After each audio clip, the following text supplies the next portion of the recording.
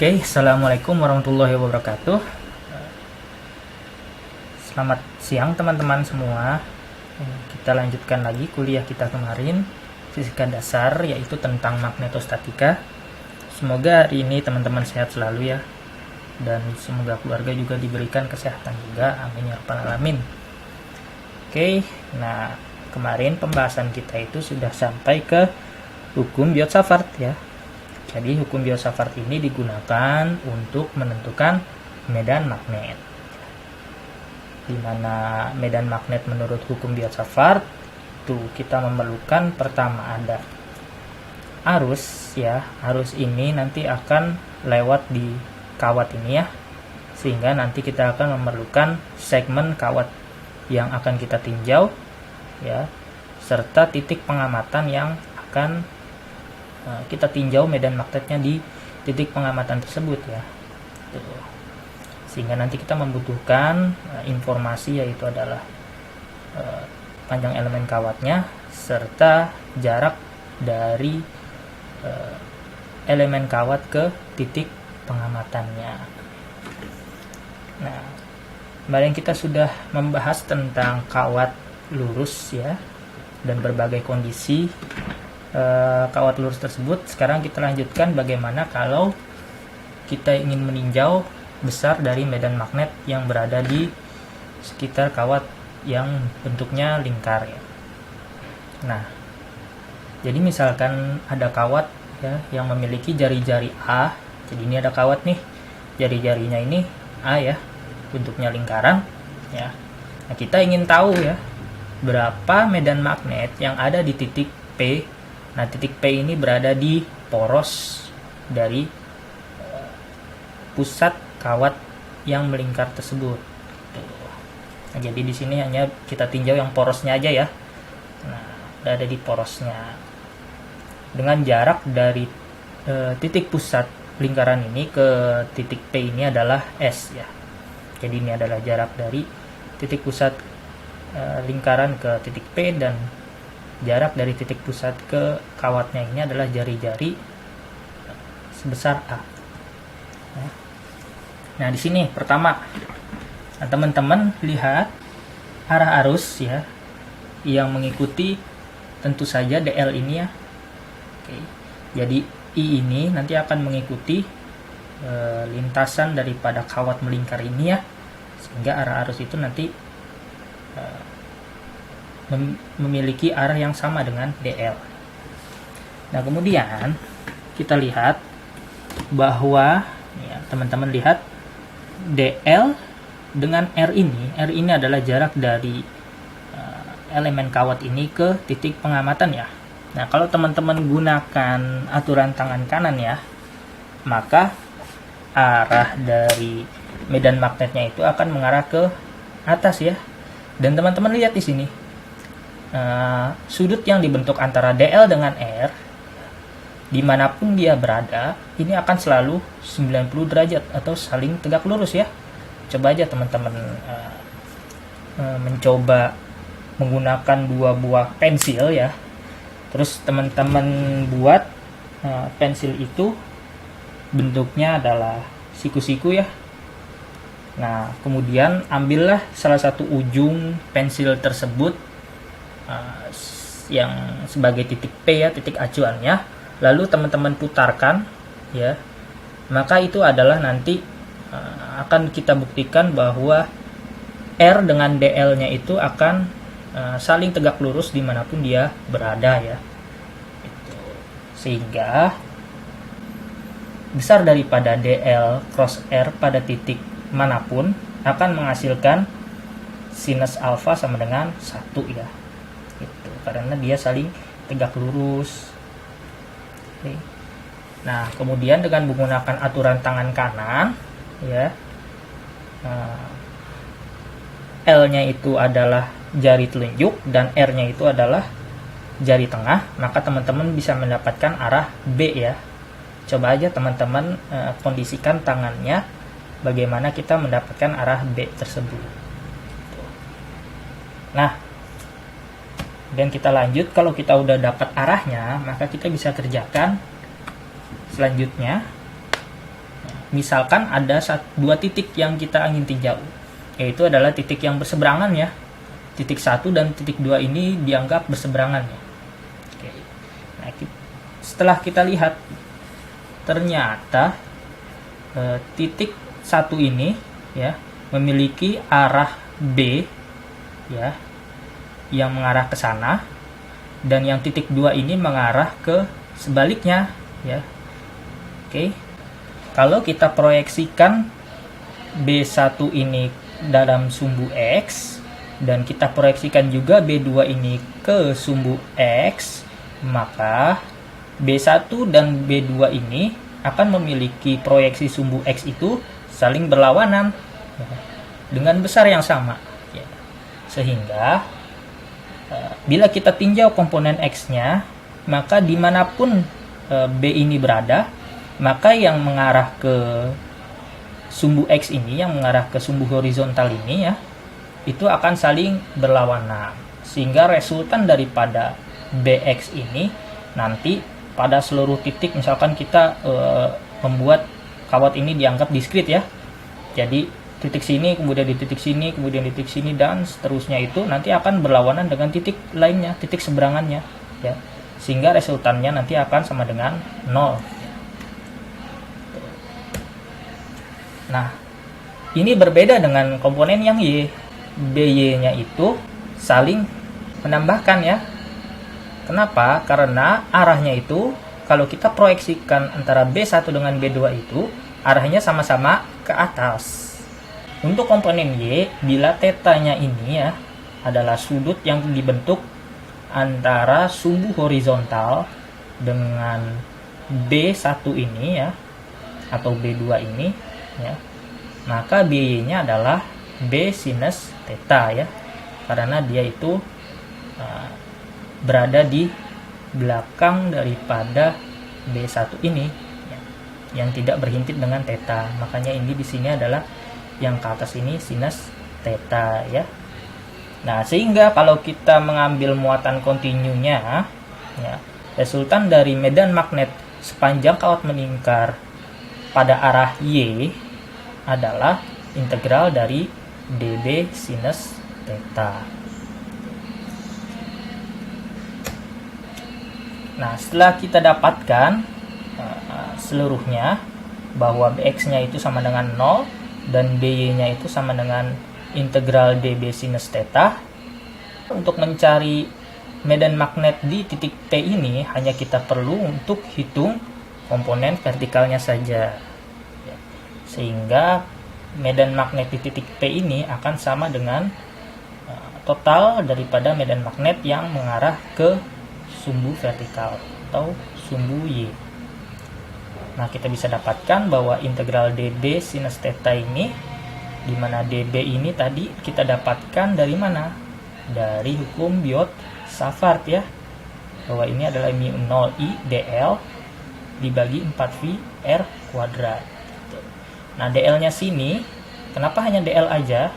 Karena dia itu R dengan DL-nya tadi ya, teman-teman ingat, ini arahnya saling tegak lurus, sehingga nilai DL-nya ini adalah nilai DL sinus 90. Maka sinus 90 sama dengan 1, maka kita cukup ambil DL-nya saja ya. Nah, bila kita lihat ya, DL-nya itu sebetulnya adalah A ini adalah jari-jari dari pusat lingkarannya ini dikalikan dengan dV ya, dimana arah putarnya ini adalah V ya, bukan terhadap theta ya. Kalau theta mutarnya ini kan ke atas ke bawah ya, tapi kalau V itu dia memutarnya ke arah sana ya, itu. Sehingga DL-nya ini adalah A itu adalah jari-jari dikalikan dengan arah putaran di V-nya ya. Sehingga kita bisa dapatkan bahwa mu 0I dibagi 4VR kuadrat sinus theta integral dari 0 sampai 2V. Nah, A ini adalah jari-jari dikalikan dengan dV-nya ya. Kenapa 0 sampai 2V? Ya tentu saja karena ini lingkaran adalah bentuknya dari 0, diputar dari 0 sampai ke titik awalnya lagi, yaitu adalah 2V ya, satu putaran itu. Sehingga kita bisa dapatkan bahwa besar medan magnet di titik P adalah mu0I dikali A dibagi 2R kuadrat sinus theta ya. Setelah 2 V-nya ini dicoret ya, maka V-nya hilang dan bawahnya jadi 2. Nah, kita belum tahu ini sinus theta ini apa ya. Maka setelah ini akan kita rubah bahwa dari hubungan trigonometrinya ya, kita lihat bahwa R itu ya besarnya sama dengan ya, karena ini segitiga siku-siku maka berlaku teorema Pythagoras, maka sinus theta-nya ini adalah berada di A dibagi R ya, atau depan per miring ya. Maka kita bisa dapatkan bahwa sinus theta-nya sama dengan A dibagi dengan akar A kuadrat tambah S kuadrat ya. Dan kita bisa tuliskan bahwa medan magnetnya itu sama dengan mu0I dikali A, ini kita ganti dengan R ini ya, kuadratkan sehingga dikuadratkan akarnya jadi hilang, dan kemudian bagian selanjutnya A dibagi akar A kuadrat tambah S kuadrat ini adalah sinus theta ya. Sehingga medan magnet di titik manapun di tengah kawat kita bisa dapatkan besarnya adalah ini gitu. Maka semakin menjauh dari titik pusat, maka kuat medan magnet akan semakin mengecil seperti itu ya. Nah, kalau teman-teman melihat yang paling besar medan magnet yang dihasilkan oleh kawat melingkar ini, yaitu ketika di titik pusat lingkaran ini. Nah, jika kita ingin melihat medan magnet pusat kawat melingkar ini, kita masukkan S-nya sama dengan 0 ya. Maka ini jadi 0 ya. Ini A kuadrat dibagi A kuadrat, ini akan dicoret A kuadratnya sehingga yang bawah menjadi A pangkat 3, yang atas adalah A kuadrat, dan kita dapatkan bahwa medan magnet di pusat kawat melingkar adalah mu0I dibagi 2A. Nah, ini adalah medan magnet, kuat medan magnet yang berada di pusat kawat melingkar. Kemudian teman-teman silahkan dilakukan pengerjaan soalnya ya. Jadi misalkan ada kawat melingkar yang memiliki jari-jari 6 cm ya. Jadi ini dari 0 ke sana itu kan 6 ya. Berarti jari-jarinya 6 cm. Nah, pada titik P ya, kita ingin meninjaunya pada titik P ini. P ini jaraknya dari titik pusat sampai ke P itu adalah 8 cm ya. Dan kuat arus yang mengalir pada kawat ini itu sebesar 0,5 ampere ya.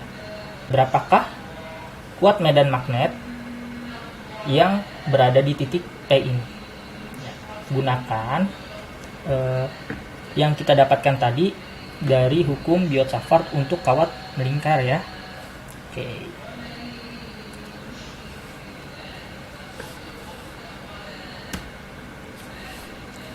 Berikutnya kita akan membahas apa itu hukum Ampere pada medan magnet ya.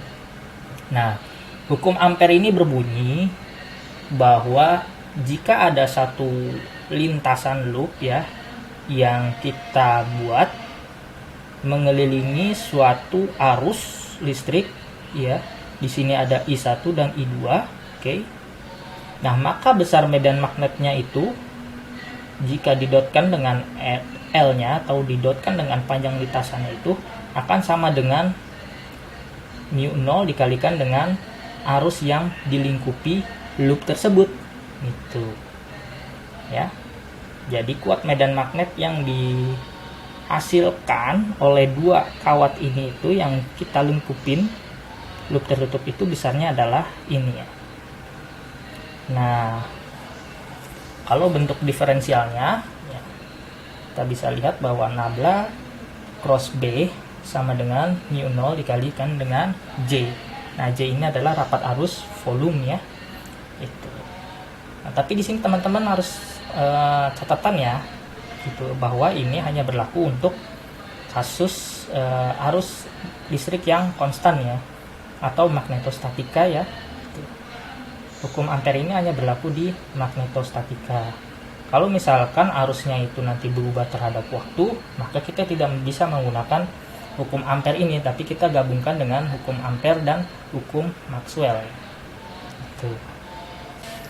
Jadi gimana kita mengaplikasikan hukum ampere ini untuk menghitung medan magnet?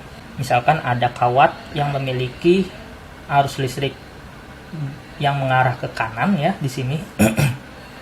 Maka berapakah kuat medan magnet yang ada di titik A ini ya? Nah, teman-teman pertama lihat dulu ya arah dari medan magnet yang dihasilkan oleh arus listrik ini. Dimana kalau teman-teman gunakan aturan tangan kanannya Ørsted ya, yang kita gunakan jempol atau ibu jari kita itu menunjukkan arah I, maka kita akan dapatkan arah B-nya itu adalah arah palm kita atau arah jari yang memutarnya, 4 jari yang kita putarkan terhadap ibu jari tersebut. Gunakan yang tangan kanan ya di sini.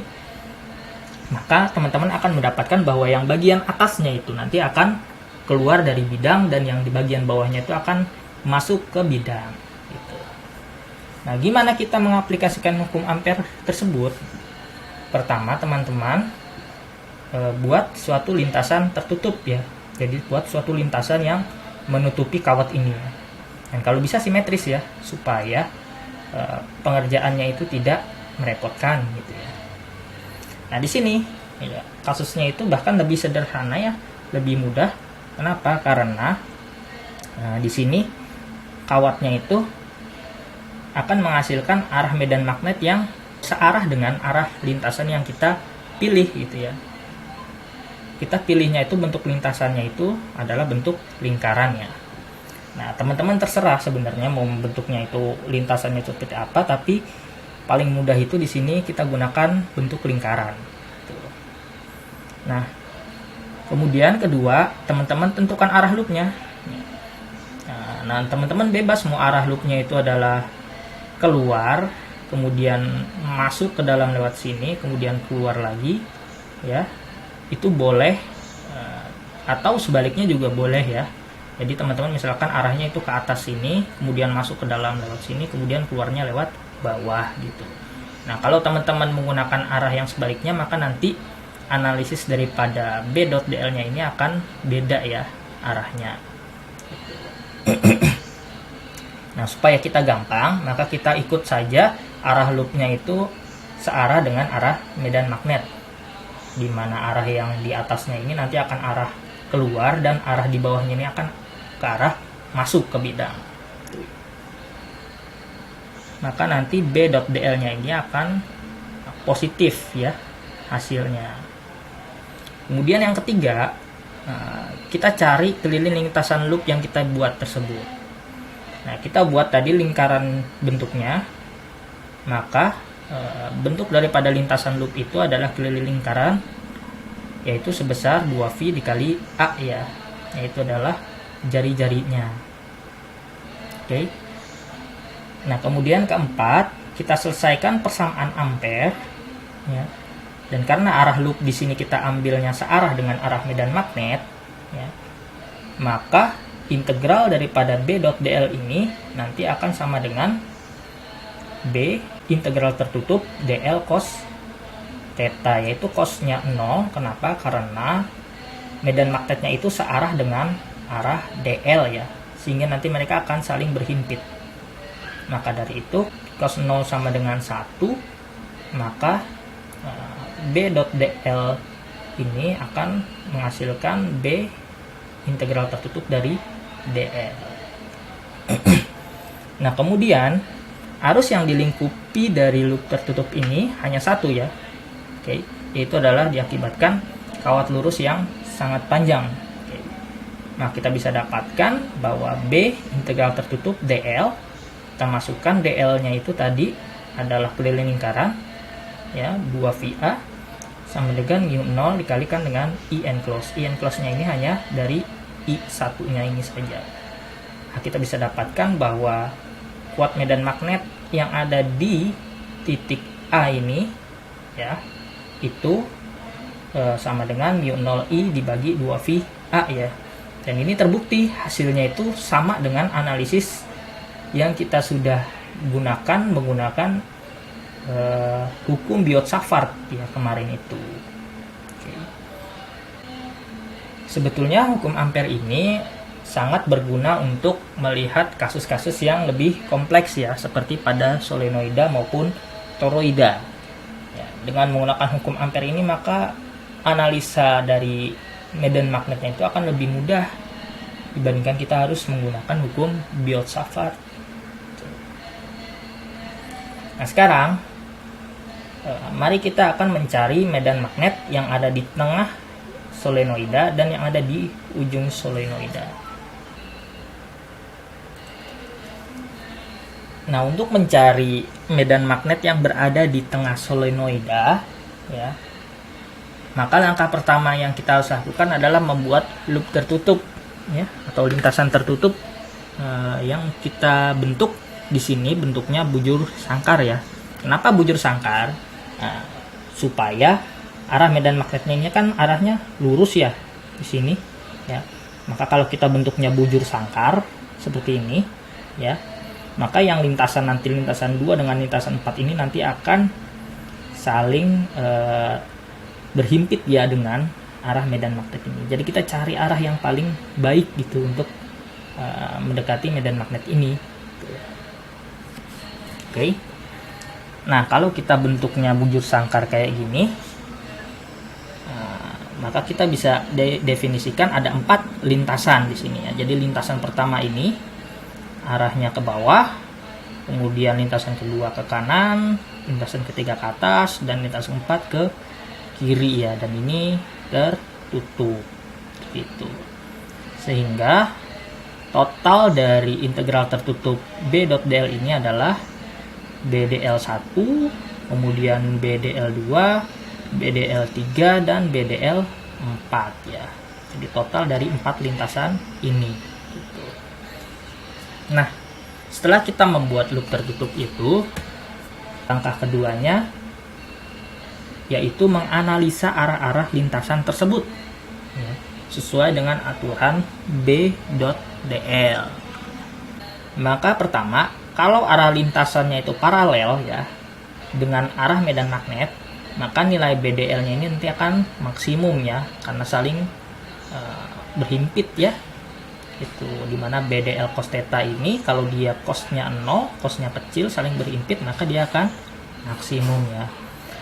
Atau kedua, kalau arah lintasannya tegak lurus dengan arah medan magnet, maka nilai BDL-nya nanti akan sama dengan 0 ya, karena cos 90 nanti itu adalah 0. Itu, maka BDL-nya ini nanti akan 0. Nah, teman-teman lihat di sini, kita lihat lintasan yang pertama, arahnya itu dari atas ke bawah ya, lintasan pertama. Nah, arah lintasan pertama ini nanti akan tegak lurus dengan medan magnet di dalam solenoida ini. Tuh, karena dia saling tegak lurus ya, maka tadi jika arah lintasannya tegak lurus dengan arah medan magnet, maka nilai B.dl-nya akan sama dengan 0 ya.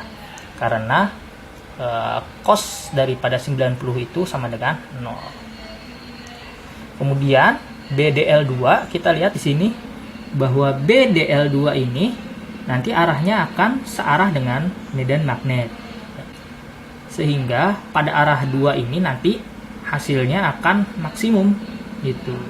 Karena cos daripada 0 itu sama dengan 1. Maka BDL2 akan berkontribusi terhadap medan magnet keseluruhan. Nah, BDL3 ini sama dengan BDL1. Dia tegak lurus juga, maka kita nggak perlu hitung. Gitu sama dengan 0 pasti. Ya. Dan yang terakhir BDL4, dia itu arahnya anti paralel terhadap arah B atau berlawanan arah dengan B. Kita kemudian lihat di lintasan keempat ya, itu ada medan magnet nggak sih? Ya. Nah, kita lihat di lintasan 4 itu nggak memiliki medan magnet ya. Jadi medan magnet di luar solenoida itu sama dengan 0 ya. Sehingga hanya di titik 2 saja yang berada di dalam solenoid ya. Jadi di luar solenoida itu medan magnetnya sama dengan 0 itu. Maka integral tertutup dari B dot dl ini hanya akan berkontribusi dari lintasan 2 saja. Maka dari itu kita hitung medan magnetnya, yaitu integral daripada B dl2 ini, di mana dl2 ini adalah dari 0 sampai ke L ya jaraknya, yaitu adalah panjang daripada solenoidnya. Maka kita bisa dapatkan bahwa integral B dl2 ini adalah B dikalikan dengan L ya. Nah, kemudian di dalam solenoid itu terdapat N segmen, jadi ada banyak lilitan ya di sini ya. Di dalam solenoid ini akan ada banyak lilitan ya, sehingga yang dilingkupi daripada lintasan tertutup ini sebanyak N segmen ya, atau banyaknya lilitan dikalikan dengan I-nya. Itu adalah kawatnya ya, kawatnya yang dialiri arus. Maka kita bisa dapatkan bahwa ini adalah sisi kiri dari hukum Ampere, yaitu adalah BL, dan ini adalah sisi kanan, yaitu adalah mu 0 I enclose. I enclose-nya kita dapat I dikali N. Maka kita bisa dapatkan bahwa medan magnet di tengah solenoida itu adalah mu 0 I dikalikan dengan N dibagi L. Atau kita bisa tuliskan mu 0 I dikalikan dengan N kecil. N kecil ini adalah jumlah lilitan dibagi dengan panjang solenoida, atau disebut dengan rapat lilitan. Nah, kalau kita ingin meninjau di ujung solenoidanya, maka besar medan magnetnya itu adalah setengah kali lipat daripada medan magnet yang ada di tengah solenoida. Jadi kalau dia di ujung solenoida, kuat medan magnetnya setengah daripada yang ada di tengah solenoida. Maka dari itu kita bagi 2 dan kita dapatkan kuat medan magnet di ujung solenoida. Nah, kemudian untuk yang kuis kedua, kita latihan untuk menghitung berapa kuat medan magnet di tengah dan di ujung solenoid. Nah, solenoidnya itu memiliki panjang 10 meter ya di sini, dengan lilitannya sebanyak 500. Kemudian jari-jarinya itu sebesar 30 cm. Jadi jari-jari solenoidnya itu 30 cm di sini. Nah, kalau solenoid itu dialiri arus listrik sebesar 0,5 ampere, maka berapakah medan magnetnya yang ada di tengah dan di ujung solenoid? Ya. Lalu kita aplikasikan yang terakhir itu untuk melihat medan magnet pada toroida. Nah, di sini sebetulnya toroida itu mirip kayak solenoida ya, tapi dia itu kita lengkungin. Kita lengkungin dia sehingga nanti membentuk lingkaran. Ya, lingkaran yang dibentuk dari lilitan kawat listrik ini. Ya, salah satu contohnya itu kalau teman-teman melihat di internet, cari aja tokamak itu alat untuk menghasilkan reaksi fusi gitu. Dan alat ini prinsip kerjanya itu mirip seperti toroida ya, cuma ini memiliki medan magnet yang sangat kuat ya untuk mengontrol plasma elektron yang ada di dalamnya yang dihasilkan oleh reaksi fusi. Nah, reaktor fusi ini mirip seperti kita membuat matahari ya. Di dalam satu donat ini kita buat reaksi yang seperti matahari. Nah, sekian intermezzonya. Jadi gimana sih kita ngitung medan magnet yang ditimbulkan oleh toroida itu? Mari kita gunakan hukum Ampere ya untuk meninjau medan magnet pada toroida.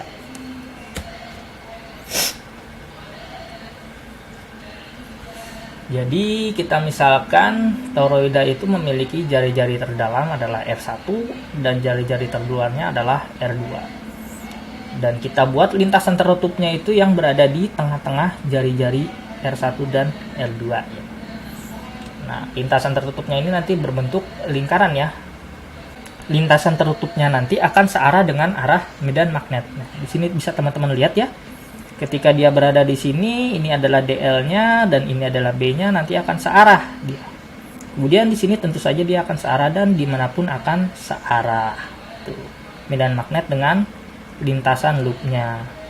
Jadi kita nggak perlu meninjau terlalu rumit, ya. Cukup melihat arah yang ada di B dan DL ini ternyata sama ya. Gitu. Sehingga di titik manapun di toroida ini, integral tertutup dari B dot DL-nya ini akan menghasilkan B integral tertutup dari DL. Ya, jadi arahnya itu semua sama. Bila kita tinjau dari keliling lintasan loop itu, ya, nah keliling loop itu berupa lingkaran ya. Jadi kita membuatnya tadi bentuknya adalah lingkaran ya. Dengan jari-jarinya itu adalah jari-jarinya A ini. Nah, A ini berada di R1 dan R2 ya. Jadi misalkan R1-nya itu jari-jari terdalam dan ini R2 ini adalah jari-jari terluar. Maka A-nya itu berada di tengah-tengah dari R1 dan R2. Sehingga kita bisa dapatkan bahwa B dikalikan dengan integral tertutup dari DL ini adalah keliling lingkaran dari jari-jari A ini ya, maka kita bisa dapatkan B dikalikan dengan 2V dikali A. Kemudian menggunakan hukum Ampere ya, di mana integral tertutup dari B dot DL ini sama dengan mu 0 dikalikan dengan I enclosed ya. Nah, kita lihat I enclosed-nya itu sebetulnya mirip kayak solenoida, di mana arus listriknya dikalikan dengan banyaknya segmen kawat yang kita lingkupin dengan lintasan tertutup ini.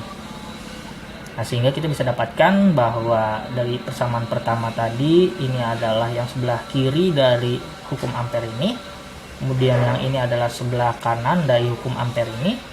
Lalu kita gabungkan antara persamaan 1 dengan persamaan 2, ini yang sebelah kiri dan yang ini yang sebelah kanan. Maka kita bisa dapatkan 2VI-nya ini kita pindah ke bawah, dan medan magnet yang dihasilkan oleh toroida ini besarnya akan sama dengan mu 0I dikali N dibagi 2V dikali A. Atau sama dengan kalau kita A-nya itu kita rubah ke dalam bentuk R1 dan R2, maka kita bisa dapatkan bahwa B-nya itu sama dengan mu 0I dikali N dibagi V dikalikan dengan R1 ditambah R2. Nah, dan yang terakhir, kuis yang hari ini akan kita kerjakan yaitu tentang toroida. Nah, misalkan toroida ini memiliki jari-jari terdalam 10 cm dan terluarnya 18 cm. Dan toroida ini dialiri arus sebesar 0,8 ampere ya. Nah, kalau toroidanya ini memiliki 250 lilitan, nah, berapakah kuat medan magnet yang ada di dalam toroida tersebut? Ya. Nah, silahkan teman-teman kerjakan ya menggunakan rumus yang kita dapatkan ini ya. Nah, yang terakhir kita bahas tentang flux magnetik. Nah, ini flux magnetik ini sebetulnya mirip kayak flux listrik ya, kemarin kita sudah bahas di medan listrik.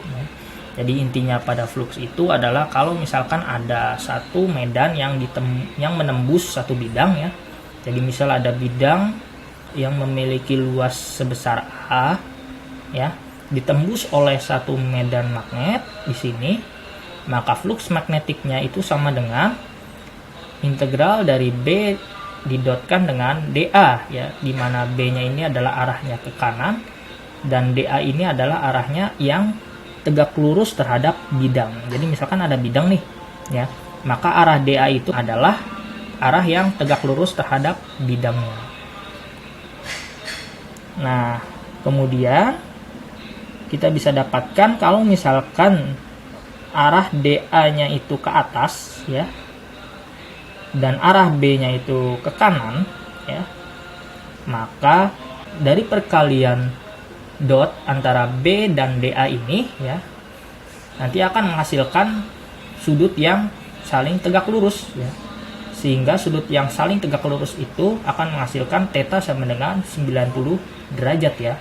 Maka flux magnetiknya itu di sini sama dengan 0. Kenapa? Karena sudut antara DA dengan B-nya ini sama dengan 90 derajat.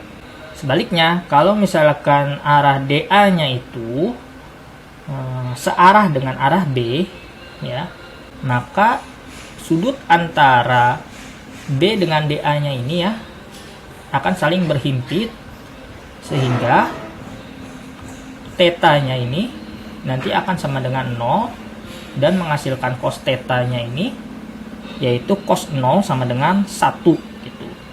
Maka nanti fluxnya itu akan sama dengan integral B dikalikan dengan DA, di mana fluxnya itu nanti nilainya akan menjadi maksimum di sini gitu. Nah, sekarang bagaimana kita menerapkan hukum Gauss ini pada medan magnet, ya? Nah, kalau kita berbicara tentang hukum Gauss, maka kita membutuhkan satu permukaan yang tertutup gitu, ya. Nah, misalkan di gambar atas ini ada permukaan tertutup yang kita gambarkan dengan garis putus-putus ini. Nah, kemudian di bawah ini, ya, ada juga untuk membandingkannya yaitu medan listrik, ya. Kita lihat dulu yang medan magnetnya. Jadi di medan magnet itu nanti permukaan tertutupnya itu akan ditembus oleh medan magnet yang pertama mengarah ke dalam dan kemudian dia akan keluar dari sisi lainnya. Nah, berbeda dengan medan listrik, ya. Kalau kita melingkupi medan listrik, ya, misalkan di sini ada medan listrik positif yang medan listriknya itu mengarah keluar, ya. Maka nanti permukaan tertutupnya ini hanya akan ditembus oleh satu arah saja, yaitu arahnya medan listrik yang keluar, ya. Berbeda dengan medan magnet, ya. Di medan magnet ini nanti akan ditembus oleh dua sisi, yaitu adalah sisi yang masuk dengan sisi yang keluar, ya. Sehingga bila kita definisikan yang masuk itu adalah B.DA yang negatif, kemudian yang keluar itu adalah B.DA yang positif, ya. Karena arah medan magnetnya itu searah dengan DA-nya, maka dari itu nanti total daripada garis-garis medan magnet yang masuk itu akan sama dengan garis-garis medan yang keluar, ya. Contohnya ini, ya. Jadi di sini ada garis medan yang masuk, kemudian dia keluar pada sisi lainnya. Sehingga dia nanti kalau kita jumlahkan dia akan hasilnya 0, ya. Sama, yang untuk garis yang ini juga sama, ya. Jadi dia akan masuk kemudian dia akan keluar, sehingga medan magnet yang kita lingkupi oleh permukaan tertutup ini nanti totalnya adalah 0. Kalau kita tuliskan dalam bentuk diferensialnya, maka ini adalah nabla.b sama dengan 0. Hal ini menunjukkan apa? Bahwa medan magnet itu sebetulnya tidak bisa dibentuk dalam sebuah monopol, ya. Dia itu pasti memiliki dua kutub yang berbeda. Kalau medan listrik itu dia bisa muatan positif aja atau muatan negatif aja, tapi kalau medan magnet itu pasti selalu ada kutub utara dan kutub selatannya. Oke. Nah, sekarang teman-teman silakan latihan di rumah untuk menghitung berapa besar medan magnet yang dihasilkan oleh kawat melingkar. Nah, di sini misalkan soal pertama ini ada satu kawat yang memiliki panjang yang tak hingga, ya. Kemudian ada segmen yang kita putar, ya.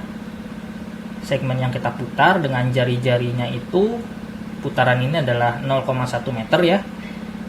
Jadi jari-jarinya dari sini ke sini itu adalah 0,1 meter. Nah, besar arusnya itu 7 ampere, ya. Berapakah medan magnet yang ada di titik P ini? Nah, untuk soal nomor 2-nya itu gunakan arus yang sama, ya, dengan nomor 1 yang besarnya 7 ampere, ya, di titik P ini. Dan yang terakhir, yang nomor 3 ini, ya, gunakan besar arus yang sama juga, yaitu 7 ampere. Tetapi yang nomor 3 ini ada dua segmen kawat yang berbeda ya. Jadi yang sini jaraknya itu dari sini ke situ adalah A itu adalah 0,1 meter ya, yang terdalamnya. Kemudian jari-jari terluarnya adalah 0,25 meter.